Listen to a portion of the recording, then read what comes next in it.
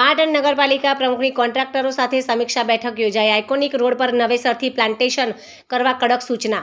15માં નાણાં પંચ અને વર્ષ 2025-26ની ગ્રાન્ટના કામોની પ્રગતિ અંગે થઈ ચર્ચા।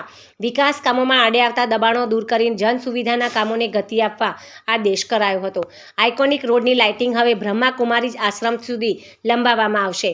પાટણ શહેરના સર્વાંગી વિકાસને વેગ આપવા માટે નગરપાલિકા પ્રમુખ હિરલબહેન પરમાર અને ચીફ ઓફિસર હિરલબહેન ઠાકર દ્વારા પાલિકાના કોન્ટ્રાક્ટરો સાથે એક મહત્વપૂર્ણ બેઠક યોજવામાં આવી હતી। આ બેઠકમાં વિવિધ ગ્રાન્ટ હેઠળ ચાલતા વિકાસલક્ષી કામોની ઝીણવટભરી પણ સમીક્ષા કરવામાં આવી હતી અને કામગીરીમાં બેદરકારી દાખવતા કોન્ટ્રાક્ટરોને કડક સૂચનાઓ પણ આપવામાં આવી હતી। બેઠક દરમિયાન વર્ષ 2025ની ગ્રાન્ટ 15મું નાણાં પંચ તેમજ અન્ય સરકારી ગ્રાન્ટ હેઠળ મંજૂર થયેલા કામોની સમીક્ષા કરતા પ્રમુખે જણાવ્યું હતું કે જે કામોના વર્ક ઓર્ડર બાકી છે તે તાકીદે મેળવી લેવા અને કામગીરી નિર્ધારિત સમય મર્યાદામાં પૂર્ણ કરવી। શહેરમાં 2 થી 3 મહત્વના પ્રોજેક્ટ જે દબાણને કારણે અટકેલા છે તે અવરોધ દૂર કરી જન સુવિધાના કામોને પ્રાથમિકતા આપવી। શહેરના પ્રવેશ દ્વાર સમાન આઇકોનિક રોડ પર થયેલી કામગીરી અંગે પ્રમુખ હિરલબહેન પરમારે અસંતોષ વ્યક્ત કર્યો હતો। તેમણે કોન્ટ્રાક્ટરને તાકીદ કરી હતી કે રોડ પર થયેલું પ્લાન્ટેશન સંતોષકારક ન હોવાથી હવે નવેસરથી પ્લાન્ટેશન કરવામાં આવશે।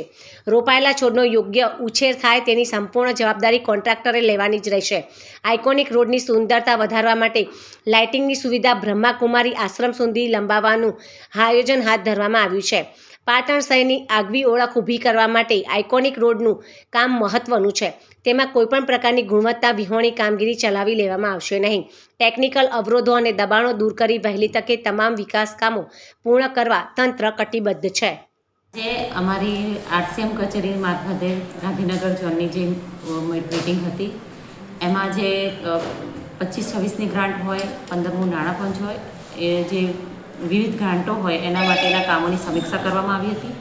એના અનુસંધાને કોન્ટ્રાક્ટરોને બોલાવી અને તેમને સૂચના આપવામાં આવી કે એમના જે કામો વર્ક ઓર્ડર ઇસ્યુ કરવાના હોય તો એ આવીને વર્ક ઓર્ડર લઈ જવા અને એમના કામો ઝડપથી પૂરા કરવા।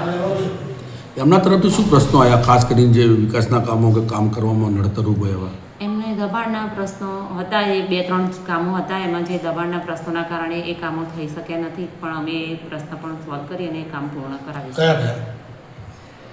એક હિન્દુ સ્મશાન ભૂમિનો પ્રશ્ન હતો, ત્યાં દબાણનો કંઈક પ્રશ્ન છે અને એ બીજો એક હતો કંઈક આઇકોનિક રોડ બાબતે તમે જે શું સૂચના આપીને શું કામગીરી કરવામાં આવશે? આઇકોનિક રોડમાં જે કામગીરી કરેલી છે એ સંતોષકારક થોડી લાગતી નહોતી, તો એના અમે સૂચના કરી છે કે ભાઈ તું નવા પ્લાન્ટેશન કર અને એ પ્લાન્ટો ઉગે એવું કર અને થોડીક લાઇટિંગો થોડુંક બ્રહ્માકુમારી સુધી જાય તો પાટણનો એક આગવી ઓળખમાં એક રસ્તો સારો થાય।